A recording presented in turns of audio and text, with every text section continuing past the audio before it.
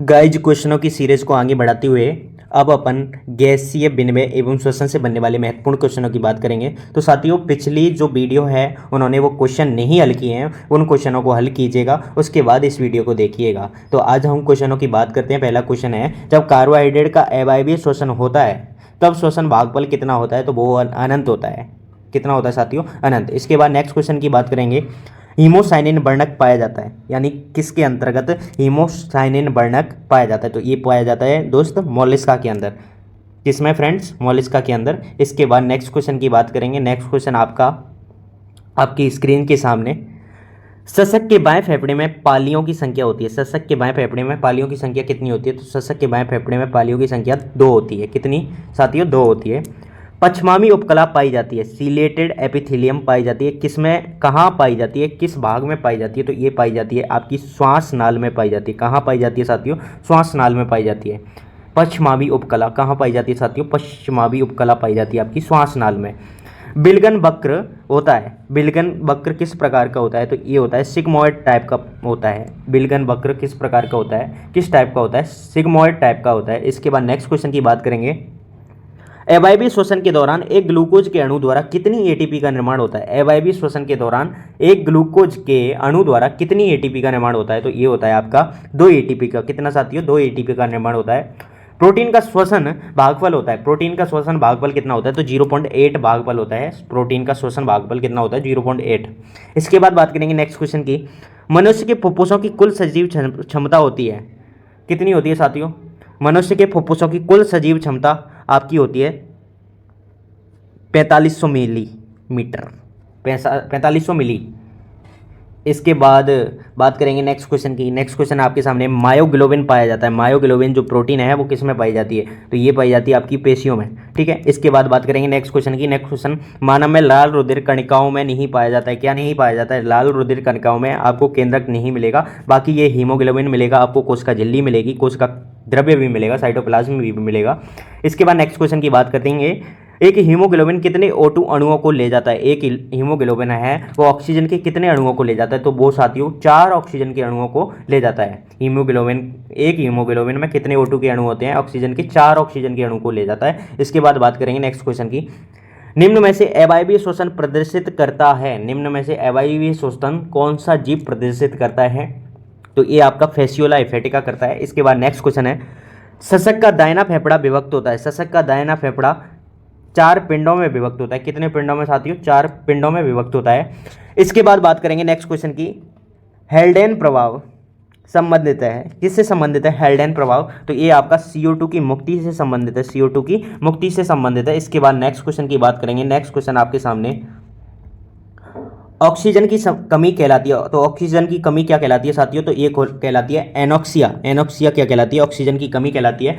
इसके बाद next question है आपके सामने, मनुष्य में वसा का श्वसन भागफल क्या होता है? मनुष्य में वसा का श्वसन भागफल क्या होता है? तो ये होता है आपका 0.703, 0.703। इसके बाद नेक्स्ट क्वेश्चन है, स्तनियों में गैसों का विनिमय O2 तथा CO2 कहाँ होता है? स्तनियों में गैसों का विनिमय यानी O2 का विनिमय और CO2 का विनिमय कहाँ होता है? तो ये होता है आपका एल्वियोलाई में होता है, यानी फेफड़ों के अंदर एल्वियोलाई पाई जाती है, वो छोटी छोटी कूपिकाएं पाई जाती हैं, उनमें क्या होता है कि गैसों का विनिमय होता है स्तनधारियों में। ठीक है। इसके बाद नेक्स्ट क्वेश्चन की बात करेंगे। नेक्स्ट क्वेश्चन आपके सामने है, अंत्य श्वसन के दौरान डायाफ्राम, अंत्य श्वसन के दौरान डायाफ्राम संकुचित होकर चपटा हो जाता है। संकुचित होकर क्या हो जाता है साथियों? चपटा हो जाता है। कैसा हो जाता है? चपटा। बोहर का प्रभाव यानी बोहर से इफेक्ट निम्न में से कौन सा है? निम्न में से कौन सा है? तो pH में कमी से PCO2 में वृद्धि होती है। pH में कमी से PCO2 में क्या होती है? वृद्धि होती है। ये कौन सा है? बोहर प्रभाव। इसके बाद नेक्स्ट क्वेश्चन की बात करेंगे। नेक्स्ट क्वेश्चन है, श्वसन भागफल होता है। श्वसन भागफल, तो श्वसन भागफल, श्वसन के समय मुक्त हुई CO2 तथा ग्रहण की गई O2 का अनुपात क्या कहलाता है?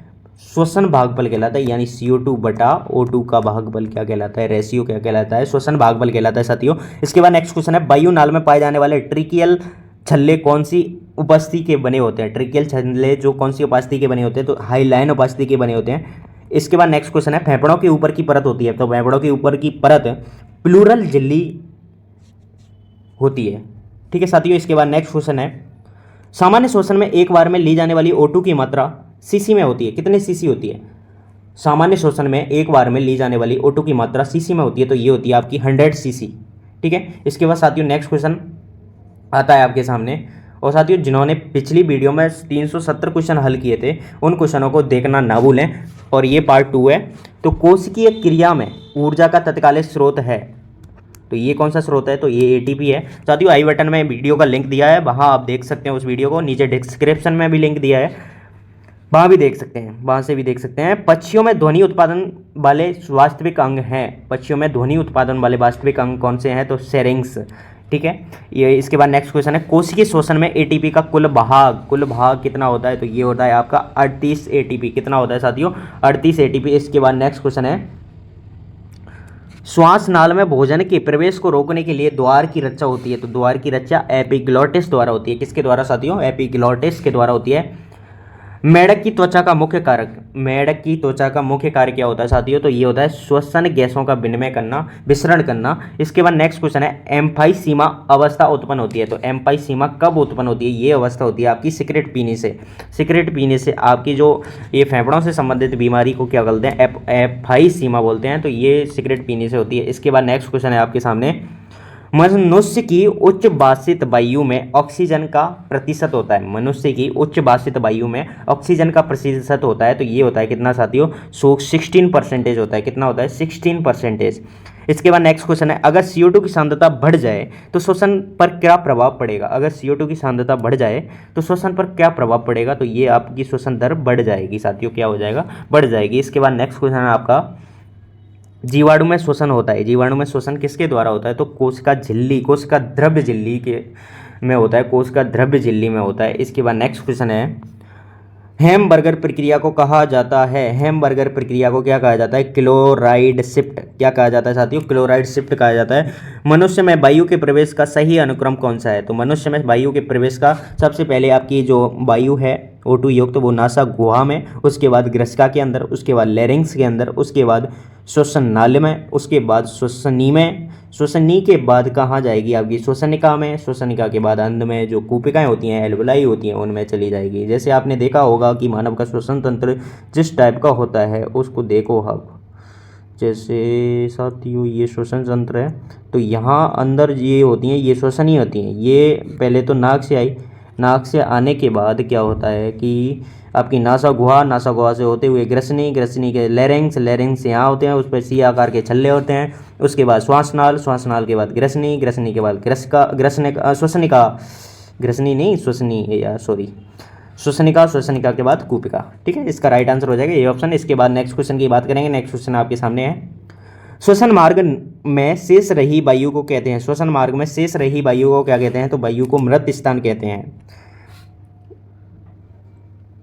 निम्न में से किसमें रुधिर नहीं होता है किंतु श्वसन होता है, यानी रुधिर तो नहीं होता है, ब्लड नहीं होता है, श्वसन होता है, तो वो कौन सा है, कौन सा जीव है, उसकी बात करें तो हाइड्रा। हाइड्रा में क्या है, ब्लड नहीं होता है लेकिन श्वसन की क्रिया होती है।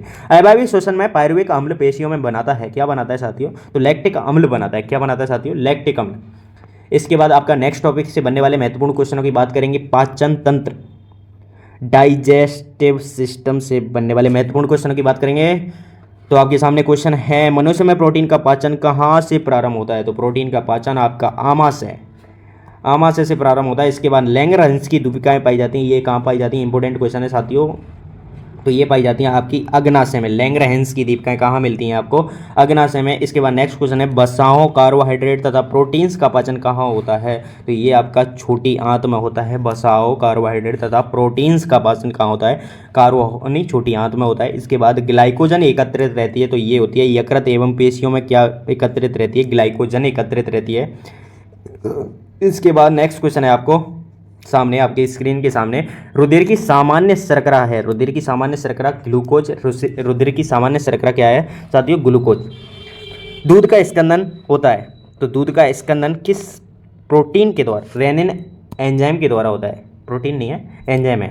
दूध का स्कंदन रेनिन एंजाइम, यानी जो उल्टी आती हैं, जैसे छोटा बच्चा होता है उसको दूध की जो पलटी उल्टी आती हैं वो इसी एज के ज़्यादा बढ़ने के कारण आती हैं, रेनिन एंजाइम के कारण। मानव का यकृत होता है, मानव का यकृत द्वैपाली युक्त होता है, किस प्रकार का होता है साथियों, द्वैपाली युक्त। ये थोड़ा इंपॉर्टेंट क्वेश्चन है। मनुष्य का दंत विन्यास, तो मनुष्य का दंत विन्यास 1/2/2 इसके बाद देखो आई का मतलब एक नहीं है, आई का इंसाइजर, कैनाइन, प्रीमोलर और मोलर।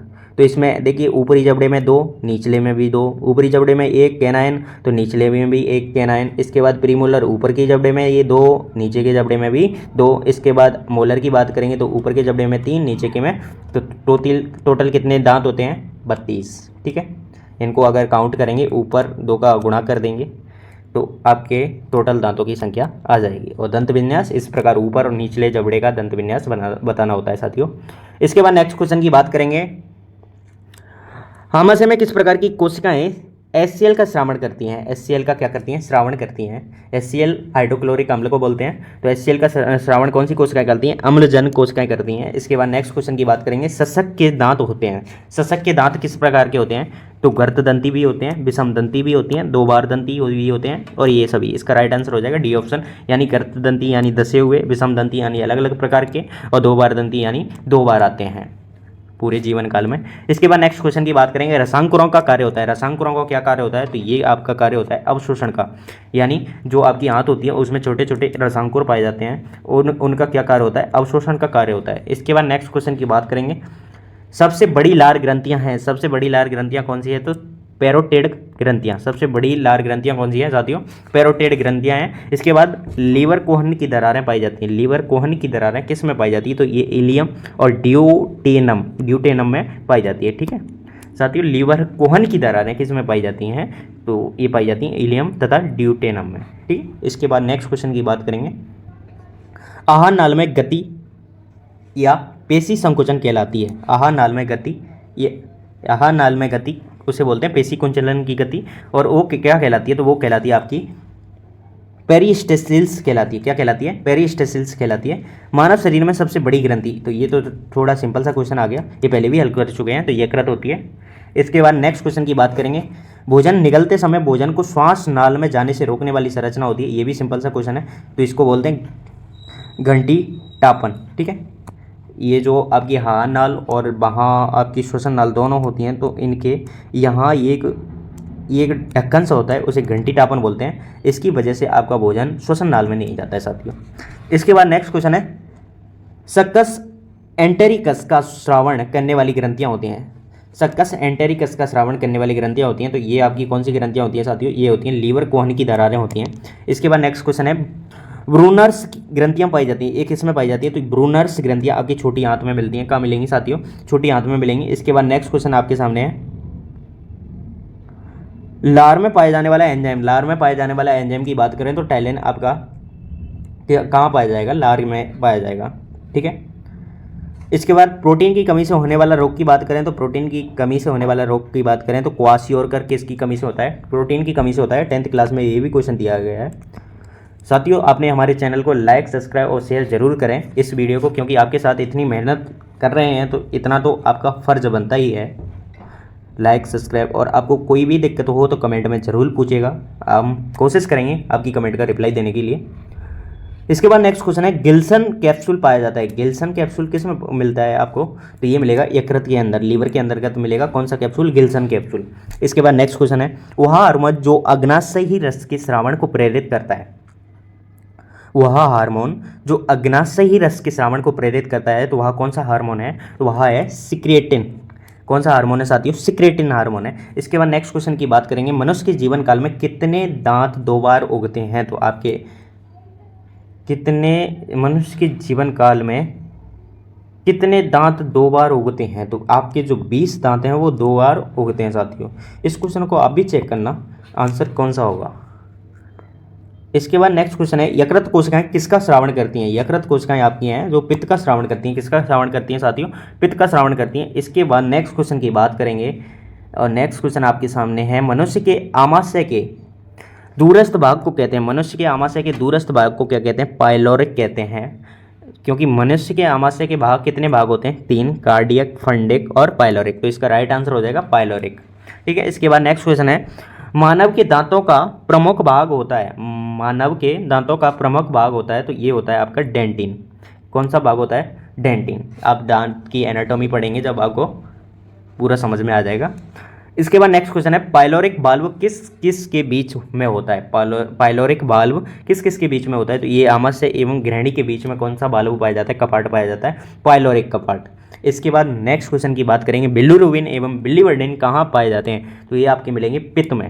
ठीक है, ये वर्णक है, बिलिरुबिन और बिलिवर्डिन कहाँ पाए जाते हैं, आपके पित्त में पाए जाते हैं। मानव शरीर में अमीनो अम्लों के प्रकार होते हैं, तो ये होते हैं आपके 20 टाइप के अमीनो अम्ल पाए जाते हैं। ठीक है साथियों, ये आपका टॉपिक खत्म होता हुआ। इसके बाद नेक्स्ट टॉपिक से बनने वाले क्वेश्चनों की बात करेंगे। तंत्र का तंत्र यानी नर्वस सिस्टम से बनने वाले जितने भी टॉपिक आपके जितने भी क्वेश्चन बनेंगे इस टॉपिक से वो यहाँ है। तो गंध ज्ञान का केंद्र स्थित है, गंध ज्ञान का केंद्र कहाँ स्थित है, तो ये घ्राण पिंड में स्थित है। जैसे कि घ्राण का मतलब ही वही होता है गंध सूंघने के लिए। इसके बाद नेक्स्ट क्वेश्चन है प्रमस्तिष्क है, प्रमस्तिष्क है तो यहाँ तो देखिए ज्ञान स्मृति का केंद्र और इसके बाद वाणी एवं चिंतन का केंद्र प्रमस्तिष्क और इच्छा शक्ति तथा ऐच्छिक गतियों का केंद्र यानी उपयुक्त सभी इसका राइट आंसर हो जाएगा। इसके बाद नेक्स्ट क्वेश्चन की बात करें साथियों, निम्न में से कौन सी क्रिया का नियंत्रण केंद्र अधचेतक में स्थित नहीं है, तो इसका राइट आंसर हो जाएगा डी ऑप्शन, ज्ञान स्मृति वाणी एवं चिंतन। इसके बाद नेक्स्ट क्वेश्चन है आंख में प्रवेश करने वाले प्रकाश की मात्रा नियंत्रित होती है, आंख में प्रवेश करने वाले प्रकाश की मात्रा किसके द्वारा नियंत्रित होती है, तो ये होती है आपकी आइरिस के द्वारा। किसके द्वारा साथियों, आइरिस के द्वारा नियंत्रित होती है। इसके बाद नेक्स्ट क्वेश्चन की बात करें, रेटिना के फोविया सेंट्रलेस किसके लिए संवेदी होते हैं, तो एक किसके लिए संवेदी होते हैं, तो ये होते हैं आपके रंगीन प्रकाश के लिए संवेदी होते हैं। वह रिसेप्टर जो दर्द के प्रति संवेदी होते हैं कहलाते हैं, वह रिसेप्टर जो दर्द के प्रति संवेदी होते हैं कहलाते हैं, तो क्या कहलाते हैं, एलओसी रिसेप्टर कहलाते हैं। क्या कहलाते हैं साथियों, एलओसी रिसेप्टर कहलाते हैं। मनुष्य में जैकोब्सन के अंग, मनुष्य में जैकोब्सन के अंग क्या कार्य करते हैं, तो ये आपके कार्य करते हैं अवशेषी अंग हैं। क्या कार्य है, अवशेषी अंग हैं, कुछ कार्य नहीं करते हैं। भ्रूणीय परिवर्तन के पश्चात निम्न में से कौन सी कोशिका कभी विभाजित नहीं होती है, भ्रूणीय परिवर्तन के पश्चात निम्न में से कौन सी कोशिका कभी विभाजित नहीं होती है। ठीक है, तो ये देखिए आपकी कौन सी तंत्र का कोशिका कभी विभाजित नहीं होती है। इसके बाद नेक्स्ट क्वेश्चन है निश्चल कण पाए जाते हैं, ये पहले भी क्वेश्चन पूछ लिया है, तो ये पाए जाते हैं आपके तंत्र का कोशिकाओं में। कहाँ पाए जाते हैं साथियों, तंत्र का कोशिकाओं में पाए जाते हैं। इसके बाद नेक्स्ट क्वेश्चन आपके सामने है, दो तंत्र का कोशिकाओं के मिलने के स्थान को कहते हैं, सिंपल सा क्वेश्चन है, क्या कहते हैं, सिनेप्स कहते हैं। क्या कहते हैं साथियों, सिनेप्स कहते हैं। मनुष्य के मस्तिष्क का बाह्य आवरण होता है, मनुष्य के मस्तिष्क का बाह्य आवरण दृढ़ तानिका टाइप का होता है। इसके बाद नेक्स्ट क्वेश्चन है कच्छाव जल द्रव पाया जाता है, कच्छाव जल द्रव पाया जाता है, ये कहाँ पाया जाता है, आपका आंख में मिलेगा। इसके बाद नेक्स्ट क्वेश्चन है नेत्र प्रचलन के नियमन हेतु कितनी नेत्र पेशियां पाई जाती हैं, नेत्र प्रचलन के नियमन हेतु कितनी नेत्र पेशियां पाई जाती हैं, तो ये आपकी 6 नेत्र पेशियां पाई जाती है। इसके बाद नेक्स्ट क्वेश्चन की बात करेंगे, वर्णांता किसकी अनुपस्थिति के कारण होती है, वर्णांता किसकी अनुपस्थिति के कारण होती है, तो ये होती है आपकी शंकु की अनुपस्थिति के कारण। किसकी अनुपस्थिति के कारण साथियों, शंकु की अनुपस्थिति के कारण होती है। इसके बाद नेक्स्ट क्वेश्चन की बात करेंगे, पार्किंसन संबंधित है, पार्किंसन जो रोग है वो किससे संबंधित है, तो केंद्रीय तंत्र का तंत्र से संबंधित है। किससे संबंधित है साथियों, केंद्रीय तंत्र का तंत्र से संबंधित है। इसके बाद नेक्स्ट क्वेश्चन की बात करेंगे, कॉर्निया प्रत्यारोपण विशेष रूप से सफल रहा क्योंकि, कॉर्निया प्रत्यारोपण विशेष रूप से सफल रहा क्योंकि कॉर्निया का रुधिर परिवहन प्रतिरक्षा तंत्र से कोई संबंध नहीं है। ठीक है, कॉर्निया का रुधिर परिवहन और प्रतिरक्षा संबंध से कोई संबंध नहीं है, इसलिए कॉर्निया प्रत्यारोपण विशेष रूप से सफल रहा। ठीक है, इसलिए नेक्स्ट क्वेश्चन की बात करेंगे, मायोपिया या निकट दृष्टि दोष ठीक किया जा सकता है किस लेंस के द्वारा, निकट दृष्टि दोष को दूर किया जा सकता है, तो ये अब तक लेंस के द्वारा किया जा सकता है साथियों। इसके बाद नेक्स्ट क्वेश्चन की बात करेंगे, मानव नेत्र के रेटिना में सर्वाधिक शंकु पाए जाते हैं, मानव नेत्र के रेटिना में सर्वाधिक शंकु पाए जाते हैं, तो ये पाए जाते हैं आपके फोविया पर। कहाँ पाए जाते हैं, फोविया पर। मस्तिष्क में कॉर्पस कॉलोसम पाया जाता है, मस्तिष्क में कॉर्पस कॉलोसम किस में मिलेगा, आपको एलिफेंट के अंतर्गत मिलेगा। इसके बाद नेक्स्ट क्वेश्चन है, लकवा या अंगगामी का प्रमुख कारण होता है, लकवा व अंगमारी का प्रमुख कारण होता है, तो ये प्रेरक तंत्रिका का पूर्ण विनाश, प्रेरक तंत्रिका का पूर्ण विनाश। इसके बाद नेक्स्ट क्वेश्चन है, रूफिनी के छोर अंग ग्राही हैं, रूफिनी के छोर अंग कैसे हैं, ग्राही हैं, ऊष्मा के ग्राही होते हैं। किसके होते हैं, ऊष्मा के। इसके बाद नेक्स्ट क्वेश्चन की बात करेंगे, मनुष्य के किस त्वचा के ऊपर सर्वाधिक श्वेत ग्रंथियां पाई जाती हैं। मनुष्य की त्वचा के ऊपर सर्वाधिक श्वेत ग्रंथियां पाई जाती हैं, तो ये बगल में पाई जाती हैं श्वेत ग्रंथियां, यानी जो कांक होता है उसके अंदर सर्वाधिक श्वेत, यानी श्वेत का मतलब होता है आपका क्या, पसीना। तो पसीना वाली ग्रंथियां सबसे ज़्यादा कहाँ मिलेंगी आपको, कांक में, इसलिए कांक में ज़्यादा पसीना होता है दोस्तों। इसलिए नेक्स्ट क्वेश्चन की बात करेंगे, अवतल लेंस का प्रयोग किस रोग के उपचार में किया जाता है। तो अवतल लेंस का उपयोग अभी आपने ऊपर दिया था, निकट दृष्टिदोष यानी मायोपिया के अंतर्गत किस लेंस का उपयोग किया जाता है, अवतल लेंस का। निम्नलिखित में से कौन त्वचा की सतह को जल से अवैध बनाता है। निम्नलिखित में से कौन त्वचा की सतह को जल से अवैध बनाता है। तो इसका राइट आंसर हो जाएगा क्रेटिन। क्या हो जाएगा साथियों, क्रेटिन। इसके बाद नेक्स्ट क्वेश्चन है, शलाका कोशिकाओं का दृक शंकु पाए जाते हैं। शलाका कोशिकाएं तथा दृक शंकु कहाँ मिलेंगे आपको, ये मिलेंगे दृष्टिपटल में। कहाँ मिलेंगे साथियों, दृष्टिपटल में मिलेंगे। इसके बाद नेक्स्ट क्वेश्चन की बात करें, प्रकाश का तंत्रिकीय आवेग में संचरण एक, प्रकाश का तंत्रिकीय आवेग में संचरण एक रासायनिक क्रिया है। कैसी क्रिया है, केमिकल रिएक्शन है।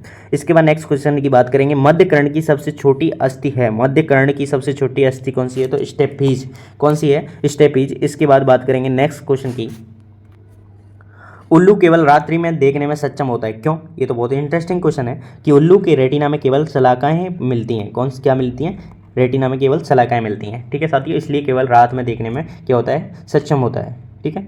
इसके बाद नेक्स्ट जो टॉपिक है आपका, पेशी एवं कंकाल तंत्र, स्केलेटन यानी मसल्स, दोनों से बनने वाले महत्वपूर्ण क्वेश्चनों की, इंपोर्टेंट क्वेश्चनों की बात करेंगे, यानी कौन कौन से क्वेश्चन बनते हैं। फीमर तथा श्रोणि मेखला की संधि उदाहरण है। फीमर तथा श्रोणि मेखला की संधि उदाहरण है, तो ये आपका बाल तथा सॉकेट संधि का उदाहरण है। बाल तथा सॉकेट संधि का उदाहरण है। इसके बाद नेक्स्ट क्वेश्चन की बात करेंगे, जांघा तथा निचले पाद के बीच घुटनों की संधि कहलाती है। जांघा तथा निचले पाद के बीच घुटनों की संधि कहलाती है, यानी जॉइंट कहलाती है। क्या कहलाता है, कौन सा जॉइंट होता है, तो ये होता है हिज जॉइंट, हिज जॉइंट। इसके बाद इंटरकोस्टल पेशियां मिलती हैं, किस में मिलेंगी आपकी, ये कहाँ, एक इसमें बच्ची फसलियों में मिलेंगी। कहाँ मिलेंगी साथियों, इंटरकोस्टल पेशियां मिलेंगी आपकी बच्ची फसलियों में। इसके बाद ह्यूमरस का सिर जब ग्लिनोइड गुहा में फिट हो जाता है तब संधि होती है। ह्यूमरस का सिर जब ग्लिनोइड गुहा में फिट हो जाता है तब संधि होती है, तो बाल तथा सॉकेट संधि होती है। कौन सी संधि, बाल तथा सॉकेट। बाइसेप्स तथा ट्राइसेप्स घेरे रहते हैं। बाइसेप्स तथा ट्राइसेप्स घेरे रहते हैं ह्यूमरस को। किसको घेरे रहते हैं साथियों, ह्यूमरस को। इसके बाद नेक्स्ट क्वेश्चन की बात करते हैं, लिगामेंट का मुख्य कार्य क्या होता है। तो लिगामेंट का मुख्य कार्य क्या होता है साथियों, दो अस्थियों को जोड़ना। दो अस्थि होती हैं आपकी, दो बोन होती हैं, उनको जोड़ने का कार्य किसका होता है, लिगामेंट का कार्य होता है। किसका होता है साथियों, लिगामेंट का कार्य होता है। इसके बाद नेक्स्ट क्वेश्चन है, ह्यूमरस एवं रेडियो अल्ना के मध्य की संधि क्या कहलाती है। ह्यूमरस एवं रेडियो अल्ना के मध्य की संधि क्या कहलाती है, तो ये कहलाती है कब्जा संधि। कौन सी संधि कहलाती है, कब्जा संधि कहलाती है। साक लेमा झिल्ली पाई जाती है। साक लेमा झिल्ली किस में मिलेगी आपको साथियों, तो ये मिलेगी आपको कंकालीय पेशी तंतु में, कंकालीय पेशी तंतु में। इसके बाद नेक्स्ट क्वेश्चन की बात करेंगे, अस्थि में कौन सी प्रोटीन पाई जाती है। तो अस्थि में कौन सी प्रोटीन मिलेगी, ओसिन प्रोटीन मिलेगी आपको अस्थि में। इसके बाद नेक्स्ट क्वेश्चन की बात करेंगे, स्पेंथोमोइड अस्थि कहाँ पाई जाती है। स्पेंथोमोइड अस्थि कहाँ मिलेगी आपको, खोपड़ी के अंदर मिलेगी। इसके बाद कोरी का चक्र पाया जाता है। कोरी साइकिल कहाँ मिलेगी आपको, तो ये मिलेगी यकृत तथा पेशियों में, यकृत तथा पेशियों में। इसके बाद नेक्स्ट क्वेश्चन की बात करेंगे, कौन सी पेशी अग्रभुजा में हथेली को नीचे की ओर घुमाती है। कौन सी पेशी अग्रभुजा में हथेली को नीचे की ओर घुमाती है, तो ये प्रेनेटर, ठीक है। इसके बाद नेक्स्ट क्वेश्चन की बात करेंगे, शरीर की सबसे लंबी अस्थि है, तो ये आपकी फीमर, जो कि जांघ में पाई जाती है। कहाँ मिलेगी, जांघ के अंदर। वह कशेरुका जिसमें सेंट्रल अनुपस्थित होता है, वह कशेरुका जिसमें सेंट्रल अनुपस्थित होता है, तो वह कौन सी कशेरुका होती है, एटलस। कौन सी, एटलस। इसके बाद खरगोश में कशेरुकाओं की कुल संख्या, खरगोश में कशेरुकाओं की कुल, तो 46। कितनी कशेरुकाएं मिलेंगी आपको खरगोश में, 46। इसके बाद नेक्स्ट क्वेश्चन है, निम्न में से कौन सी मेम्ब्रेनस अस्थि है। निम्न में से कौन सी मेम्ब्रेनस अस्थि है, तो ये आपकी कौन सी है, फ्रेंटोमेराइटल, फ्रेंटोमेराइटल। इसका राइट आंसर हो जाएगा ए ऑप्शन। इसके बाद नेक्स्ट क्वेश्चन है, कपाल के आधार का वह कौन सा छिद्र है। कपाल के आधार का वह कौन सा छिद्र है जिसमें मेरुरज्जु निकलती है। तो मेरुरज्जु किस छिद्र से निकलती है, तो ये आपकी निकलती है मैग्नस छिद्र से। कौन से छिद्र से साथियों, मैग्नस छिद्र से। इसके बाद नेक्स्ट क्वेश्चन है, चेहरे की कितनी अस्थियां होती हैं। तो चेहरे में कितनी अस्थियां मिलेंगी आपको, तो चेहरे में आपकी मिलेंगी आपकी 14 अस्थियां मिलेंगी। कितनी साथियों, 14। इसके बाद नेक्स्ट क्वेश्चन की बात करें, नेक्स्ट क्वेश्चन कौन सा है आपके सामने, स्त्रियों में जाइगोमेटिक चाप बनता है, स्त्रियों में जाइगोमेटिक चाप बनता है तो ये किस प्रकार बनेगा, तो ये मिलेगा मैक्सिला स्क्मोजल जुगल से। ठीक है, कौन सा चाप, जाइगोमेटिक चाप नहीं, जाइगोमेटिक चाप का किससे मिलता है, किससे मिलकर बनता है, मैक्सिला स्वयंमोजल और जुगल से। ठीक है, इसके बाद नेक्स्ट क्वेश्चन की बात करें, मनुष्य की कौन सी अस्थि प्रबलन से संबंधित होती है, प्रबलन है या प्रचलन, प्रचलन है मेरे हिसाब से, संबंधित होती है तो ये होती है आपकी प्रचलन से संबंधित होती है आपकी फीमर, यानी चलने से संबंधित वो जांग में होती है, वही फीमर होती है। इसके बाद मनुष्य की क्रेनियम बनी होती है, क्रेनियम कितनी अस्थियों की बनी होती है, तो आपकी मनुष्य की क्रेनियम 8 अस्थियों की बनी होती है। कितने अस्थियों की साथियों, 8 अस्थियों की बनी होती है। मनुष्य की गर्दन में कौन सी संधि पाई जाती है, मनुष्य की गर्दन में कौन सी संधि पाई जाती है, तो पाइवोट संधि पाई जाती है। वह अम्ल कौन सा होता है जो कि पेशियों में संग्रहित पाया जाता है, तो वह अम्ल कौन सा होता है, लैक्टिक अम्ल होता है। इसके बाद नेक्स्ट क्वेश्चन की बात करते हैं, फीमर के सिर की संधि के लिए कप के समान गुहा का नाम क्या है, फीमर के सिर की संधि के लिए कप के समान गुहा का क्या नाम है, तो ये आपका एसिटाबुलम गुहा होती है। कौन सी होती है गुहा, एसिटाबुलम। इसके बाद आयंस का कौन सा सेट पेशी संकोचन की रासायनिक घटना के लिए आवश्यक है, आयंस का कौन सा सेट पेशी संकोचन की घटना के लिए आवश्यक है, तो यह है कैल्शियम एंड मैग्नीशियम आयन। ठीक है, इसके बाद नेक्स्ट क्वेश्चन की बात करें, नेक्स्ट क्वेश्चन आपके सामने, आपकी स्क्रीन के सामने, मानव में अच्छे कंकाल बना होता है, तो मानव में अच्छे कंकाल 80 हड्डियों का बना होता है। कितनी हड्डियों का बना होता है, 80 हड्डियों का बना होता है। इसके बाद नेक्स्ट क्वेश्चन है, पेशीय संकोचन के दौरान, पेशीय संकोचन के दौरान आई क्षेत्र की लंबाई घटेगी, आई क्षेत्र की क्या होगी, लंबाई घटेगी। सिग्मोइड खांच उपस्थित होती है, तो ये किसमें उपस्थित होती है, अल्ना में, सिग्मोइड खांच। ठीक है, रेडियस अल्ना में। सेला टार्सिका क्या है, सेला टार्सिका क्या है, तो कपाल में गड्ढा जिसमें पिट्यूटरी स्थित होती है, यानी पिट्यूटरी जो पीयूष ग्रंथि है, मटर ग्रंथि के नाम से भी जाना जाता है, तो ये जो ग्रंथि जिस गड्ढे में स्थित होती है कपाल के, उसे सेला टार्सिका बोलते हैं। क्या बोलते हैं साथियों, सेला टार्सिका बोलते हैं। इसके बाद नेक्स्ट क्वेश्चन की बात करें, नेक्स्ट क्वेश्चन, पेशीय थकान निम्न से किसके एकत्रित होने के कारण होती है, पेशीय थकान निम्न में से किसके एकत्रित होने के कारण होती है, तो ये होती है लैक्टिक अम्ल। बिल्कुल, ये इसको 3-4 बार रिपीट कर चुके हैं साथियों। मनुष्य के शरीर में पेशियों की संख्या कितनी होती है, तो ये होती है आपकी 639, 639। ठीक है, इसके बाद नेक्स्ट क्वेश्चन की बात करें, मेढक में कौन सी अस्थि सबसे बड़ी होती है, तो ये होती है आपकी मेढक के अंदर टिबिया फिबुला, टिबिया फिबुला मेढक के अंदर सबसे बड़ी अस्थि मिलेगी। और कभी कभी स्नायु हृदय खिंच जाता है, या कहलाता है, तो यह क्या कहलाएगा, स्प्रेन कहलाएगा। कभी कभी जो लिगामेंट है वो ज़्यादा खिंच जाता है तो स्प्रेन कहलाएगा। ठीक है, सबसे कम समय के लिए पेशी संकुचन निम्न में से किस में होता है, तो नेत्र पलक में सबसे कम पेशी संकुचन मिलेगा। इसके बाद नेक्स्ट क्वेश्चन है, मनुष्य में कितनी कशेरुकाएं होती हैं, मनुष्य में कितनी कशेरुकाएं होती हैं, तो आपकी मनुष्य में 33 कोशिकाएं मिलेंगी, कशेरुकाएं मिलेंगी 33। इसके बाद नेक्स्ट क्वेश्चन आपका 500, और वो भी किस टॉपिक से, जंतुओं में परिसंचरण, सर्कुलेशन इन एनिमल्स। ठीक है, तो सबसे पहले क्वेश्चन बनता है, भ्रूणीय अवस्था में लाल रुधिर कणिकाएं बनती हैं, भ्रूणीय अवस्था में लाल रुधिर कणिकाएं यकृत में भी बनेंगी, फिलिया में भी बनेंगी, मध्य ऊतक में भी बनेंगी, तो इसका राइट आंसर हो जाएगा इन सभी में। इसके बाद नेक्स्ट क्वेश्चन की बात करें, सबसे बड़े रुधिराणु हैं, सबसे बड़े रुधिराणु कौन से हैं, तो ये हैं मोनोसाइट्स, मोनोसाइट्स। इसके बाद नेक्स्ट क्वेश्चन की बात करें, नेक्स्ट क्वेश्चन आपके सामने है, रुधिर परिसंचरण की खोज किसने की, रुधिर परिसंचरण की खोज किसने की, तो ये की आपकी विलियम हार्वे नामक साइंटिस्ट ने। इसके बाद नेक्स्ट क्वेश्चन की बात करेंगे, नेक्स्ट क्वेश्चन, धमनी सिरा, धमनी सिरा से किसकी अनुपस्थिति के कारण भिन्न होती है, यानी धमनी है वो सिरा से किसकी अनुपस्थिति के कारण भिन्न होती है, तो ये होती है आपकी कपाट की अनुपस्थिति के कारण क्या होती है, भिन्न होती है। धमनी एवं सिरा में रुधिर का पीएच होता है, धमनी एवं सिरा में रुधिर का पीएच धमनी से अधिक होता है। ठीक है, सिरा में धमनी से अधिक होता है रुधिर का पीएच। इसके बाद नेक्स्ट क्वेश्चन की बात करेंगे, रुधिर निर्माण कहलाता है, तो रक्तोत्पत्ति कहलाता है। इसके बाद नेक्स्ट क्वेश्चन, सबसे बड़ा हृदय किस में मिलेगा आपको, तो सबसे बड़ा हृदय मिलेगा जो जिराफ के अंतर्गत मिलेगा। इसके बाद नेक्स्ट क्वेश्चन है, हीमोग्लोबिन HbA में कितने प्रकार की पॉलीपेप्टाइड श्रृंखलाएं पाई जाती हैं, तो इसमें कितने प्रकार की पॉलीपेप्टाइड श्रृंखलाएं मिलेंगी, तो ये मिलेंगी A2 अल्फा प्लस 2 बीटा। ठीक, इसके बाद नेक्स्ट क्वेश्चन की बात करेंगे, नेक्स्ट क्वेश्चन आपके सामने है, रुधिर के स्कंदन के लिए आवश्यक कैटायन है, रुधिर के स्कंदन के लिए आवश्यक कैटायन है कैल्शियम। ठीक है, इसके बाद नेक्स्ट क्वेश्चन है, हीमोग्लोबिन का मुख्य कार्य क्या है होता है, तो ऑक्सीजन का परिवहन किसका कार्य होता है? हीमोग्लोबिन का। इसके बाद नेक्स्ट क्वेश्चन का बात करेंगे। नेक्स्ट क्वेश्चन आपके सामने है, एक सामान्य वयस्क मनुष्य में रुधिर दाब होता है, तो ये बिल्कुल सिंपल सा क्वेश्चन है, तो 120/80 mm ऑफ Hg, ठीक है, इसका राइट आंसर हो जाएगा बी ऑप्शन। एक चक्रीय परिसंचरण पाया जाता है, तो एक चक्रीय परिसंचरण पाया जाता है, किसमें मिलेगा आपको? मछलियों में मिलेगा चक्रीय परिसंचरण। सुविध रुधिराणुओं की संख्या में बढ़ोतरी कहलाती है, सुविध रुधिराणुओं की संख्या में बढ़ोतरी क्या कहलाती है साथियों? ल्यूकोमिया कहलाती है। क्या कहलाती है? ल्यूकोमिया कहलाती है। एक यूट्यूब पे बहुत वीडियो देखी, उचक उचक के पढ़ेंगे यार, कूद कूद के पढ़ेंगे, ये बहुत खतरनाक चल रहा है, अब भी देखना कूद कूद के पढ़ेंगे। रुधिर है एक कैसा ऊतक है? तो ये एक तरल संयोजी ऊतक है, ठीक है। रुधिर की उत्पत्ति भ्रूण के किस स्तर से होती है? तो रुधिर की उत्पत्ति जो भ्रूण के मध्य जनन स्तर से होती है, मध्य जनन स्तर से। रुधिर का पीएच होता है, यानी पावर ऑफ हाइड्रोजन, पीएच का फुल फॉर्म होता है, तो ये कितना होता है? 7.3 से 7.4, ठीक है, थोड़ा सा क्षारीय है, ठीक है। इसके बाद नेक्स्ट क्वेश्चन की बात करेंगे। नेक्स्ट क्वेश्चन आपके सामने, निम्न में से किसके रुधिराणु में केंद्रक पाया जाता है? निम्न में से किसके रुधिराणु में केंद्रक मिलेगा? तो आपके ऊंट के रुधिराणु में क्या मिलेगा? केंद्रक। रुधिराणु का मतलब आरबीसी, आरबीसी में क्या मिलेगा? केंद्रक मिलेगा। किसमें? ऊंट के में, कैमल्स के में।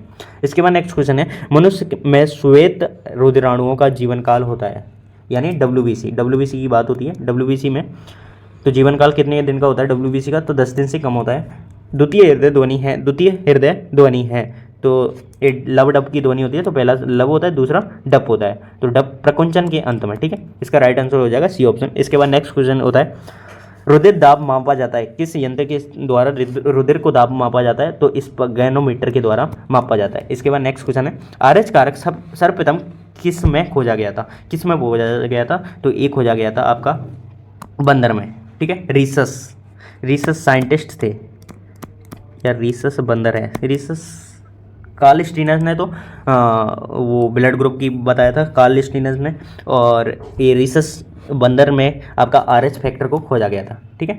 इसके बाद नेक्स्ट क्वेश्चन है, लिम्फ का रंग होता है, लिम्फ का रंग कितना होता है? तो लिम्फ का रंग किस प्रकार का होता है? कितना नहीं, रंगहीन होता है लिम्फ का रंग, ठीक है, बिना रंग का होता है, कोई रंग नहीं होता है। मनुष्य में लाल रुधिराणुओं का जीवन काल, यानी आरबीसी का जीवन काल आपको सभी को पता है 120 दिन का होता है। आरबीसी का जीवन काल कितने? रेड ब्लड कार्पल्स, ठीक है, फुल फॉर्म आपको पता ही होगा। नीले रंग का रुधिर पाया जाता है, तो ये पाया जाता है मॉलिस्क एवं आर्थ्रोपोडा में। नीले रंग का रुधिर कहाँ मिलेगा आपको? मॉलिस्क एवं आर्थ्रोपोडा में। इसके बाद नेक्स्ट क्वेश्चन आपके सामने है, हीमोसाइनिन श्वसन वर्णक में पाया जाता है, हीमोसाइनिन श्वसन वर्णक में पाया जाता है, तो क्या मिलेगा आपको? कॉपर मिलेगा हीमोसाइनिन श्वसन वर्णक में। इसके बाद नेक्स्ट क्वेश्चन है, रुधिर में लाल रुधिर कणिकाओं की संख्या में असाधारण वृद्धि कहलाती है, असाधारण वृद्धि, यानी आरबीसी में कैसी अनियमित वृद्धि हो जाए तो क्या कहलाएगी? तो ये कहलाएगी पॉलीसाइथीमिया, पॉलीसाइथीमिया। इसके बाद रुधिर का थक्का जमने की क्रिया में सहायक होता है, तो ये होता है प्रोथ्रोम्बिन, बिल्कुल। आरएच कारक की खोज, ये आ गई ना, बिल्कुल, आरएच कारक की खोज सर्वप्रथम की थी, किसने की थी? तो लैंड स्टीनर एवं बीनर ने, ठीक है, वो रीसस बंदर है, ठीक है। किस में की थी? तो ये की थी रीसस बंदर के अंदर, ठीक है, MONKEY। इसके बाद नेक्स्ट क्वेश्चन की बात करेंगे, विश्व में लगभग कितने प्रतिशत लोग RH पॉजिटिव होते हैं? तो RH पॉजिटिव कितने प्रतिशत होते हैं? 85%। इसके बाद नेक्स्ट क्वेश्चन की बात करें, मनुष्य के हृदय के किस भाग में अशुद्ध रुधिर होता है? तो मनुष्य के हृदय के किस भाग में अशुद्ध रुधिर होता है? तो दाएं भाग में, ठीक है, दाएं भाग में, राइट भाग में कैसा शुद्ध रुधिर मिलेगा आपको? अशुद्ध रुधिर। इसके बाद आपके अंतःस्रावी तंत्र, एंडोक्राइन सिस्टम से बनने वाले महत्वपूर्ण क्वेश्चनों की बात करेंगे। टॉपिक आपका 18 चल रहा है। डायबिटीज मेलिटस के बारे में सर्वप्रथम पता लगाया था, किस साइंटिस्ट ने बताया था? तो मेलोवस्की व बेरिंग ने, ठीक है, डायबिटीज के बारे में। इसके बाद नेक्स्ट क्वेश्चन की बात करेंगे। नेक्स्ट क्वेश्चन आपके सामने है, नर में लिंग हार्मोन टेस्टोस्टेरोन का स्रावण कहाँ से होता है? तो ये होता है आपका लीडिंग कोशिकाओं से होता है। कौन सा हार्मोन अंड निर्माण को प्रेरित करता है? तो ये आपका कौन सा? FSH, फॉलिकल स्टिमुलेटिंग हार्मोन, अंड निर्माण को क्या करता है? प्रेरित करता है, जो कि मादा के अंदर। ल्यूटिनाइजिंग हार्मोन यानी LH स्रावित होता है, किससे स्रावित होता है? तो ये गर्भपीयूष ग्रंथि से स्रावित होता है। इसके बाद नेक्स्ट क्वेश्चन है, ग्लूकागॉन हार्मोन का निम्न में से कौन सा कार्य होता है? ग्लूकागॉन हार्मोन का कार्य पूछा है आपसे। तो यकृत कोशिकाओं से ग्लूकोज की मुक्त करना एवं ग्लाइकोजेनेसिस को प्रेरित करना किसका कार्य होता है? ग्लूकागॉन हार्मोन का कार्य होता है। इसके बाद नेक्स्ट क्वेश्चन है, रुधिर चाप किससे नियंत्रित होता है? रुधिर चाप किससे नियंत्रित होता है? तो ये होता है आपकी एड्रीनल ग्रंथि से। इसके बाद बचपन में थायराइड की कमी से होने वाला रोग की बात करें तो ये होता है क्रेटिनिज्म, ठीक है,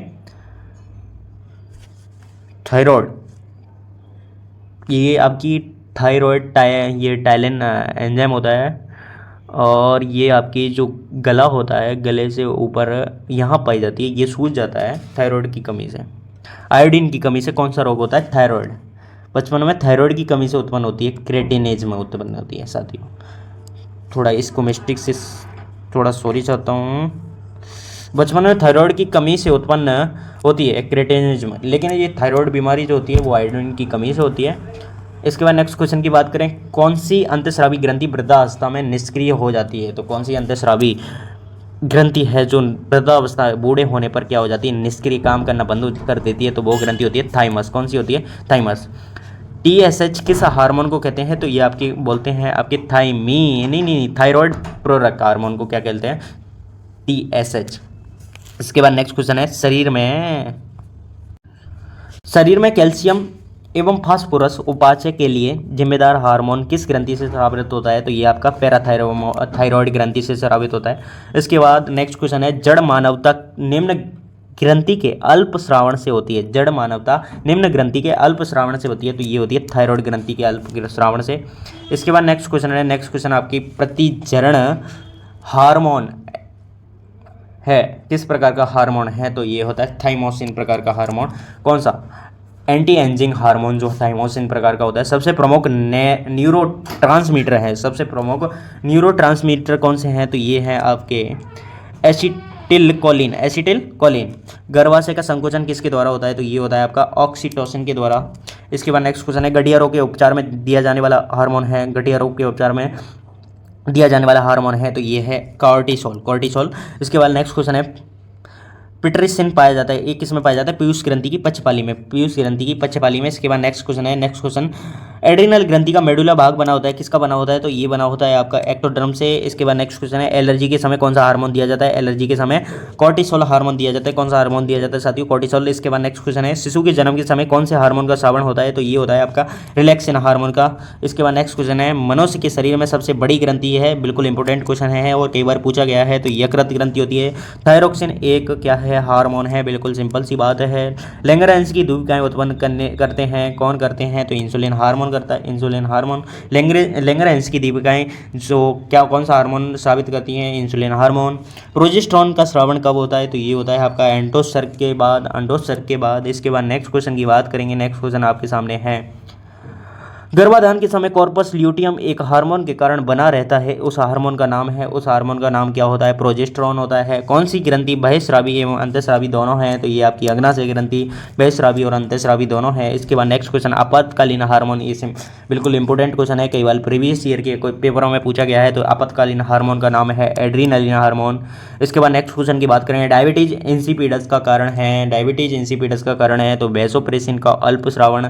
इसके बाद नेक्स्ट क्वेश्चन की बात करेंगे, नेक्स्ट क्वेश्चन, वृद्धि काल के दौरान वृद्धि हार्मोन का अतिश्रावण उत्पन्न होता है, तो ये होता है अग्रातिकायता। इसके बाद नेक्स्ट क्वेश्चन की बात करेंगे, नेक्स्ट क्वेश्चन, निम्न में से कौन सा हार्मोन प्रोटीन द्वारा निर्मित होता है? तो प्रोटीन द्वारा निर्मित होने वाले हार्मोन को टेस्टोस्टेरोन हार्मोन बोलते हैं। इसके बाद नेक्स्ट क्वेश्चन है, एडिशन रोग किस हार्मोन के अल्प श्रावण के कारण होता है? तो ये होता है आपका ग्लूकोकॉर्टिकॉइड हार्मोन के कारण।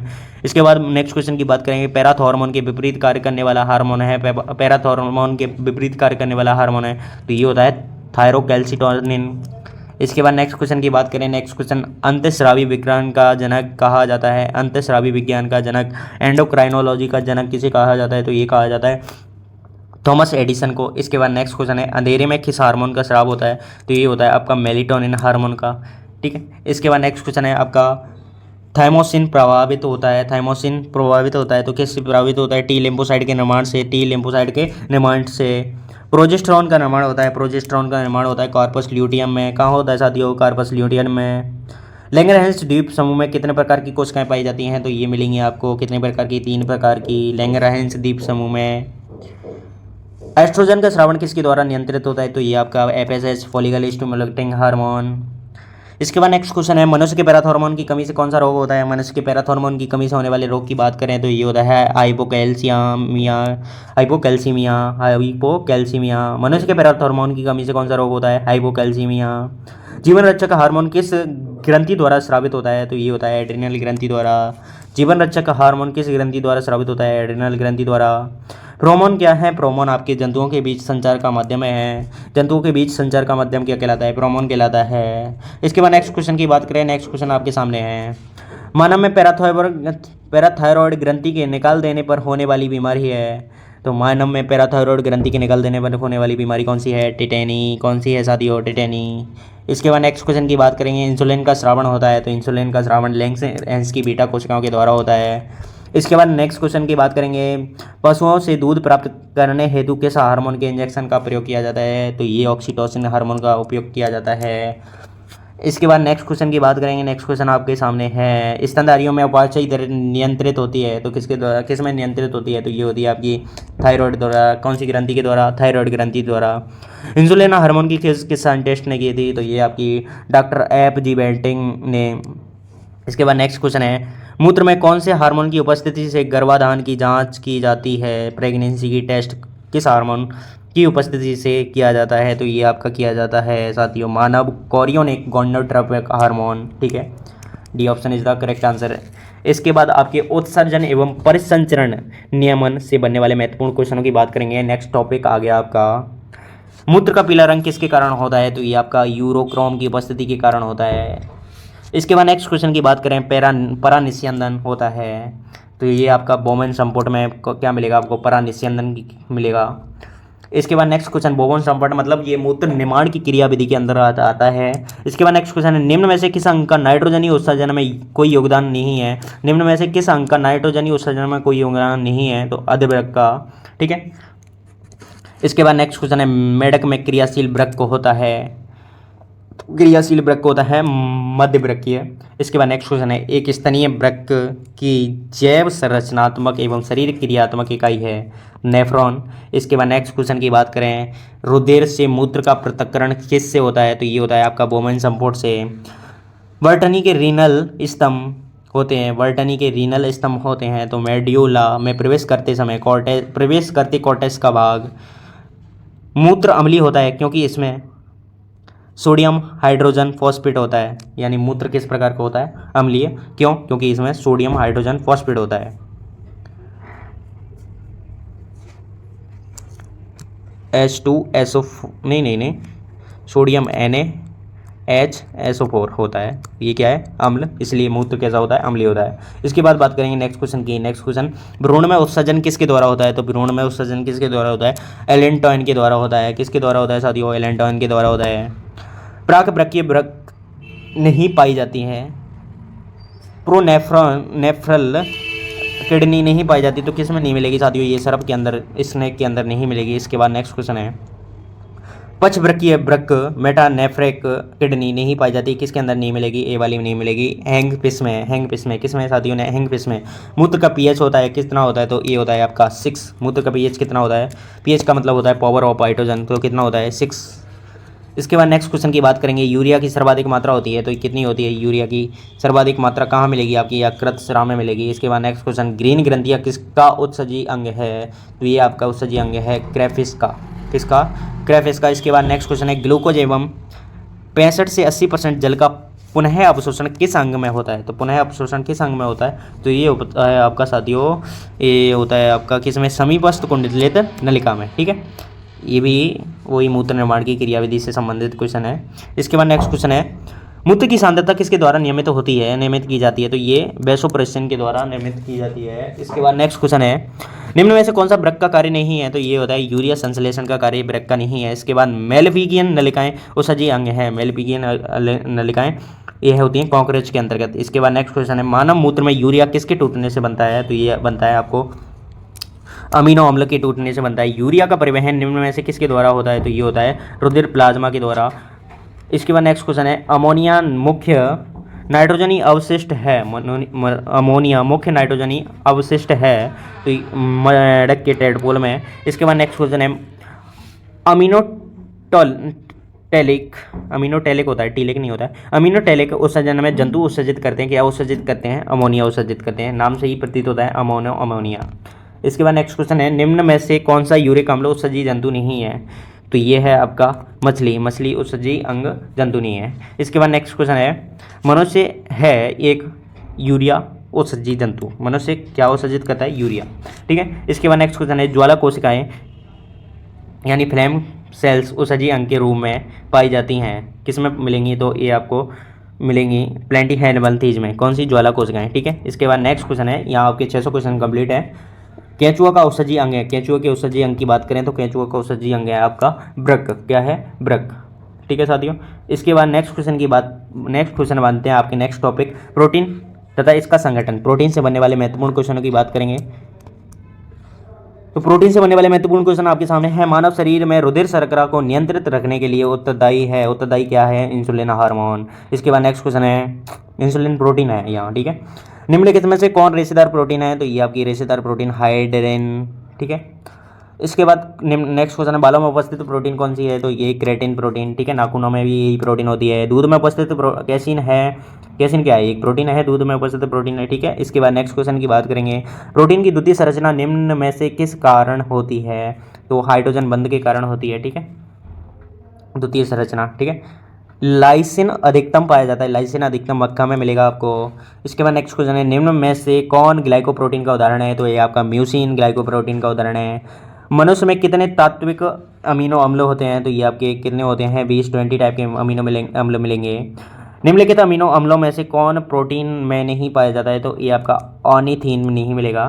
ठीक है, ये आपको प्रोटीन में नहीं मिलेगा। इसके बाद नेक्स्ट क्वेश्चन है, अमीनो अम्ल से व्युत्पन्न हार्मोन है, तो ये आपका थायरोक्सिन हार्मोन है, कौन सा हार्मोन है साथियों, थायरोक्सिन हार्मोन है।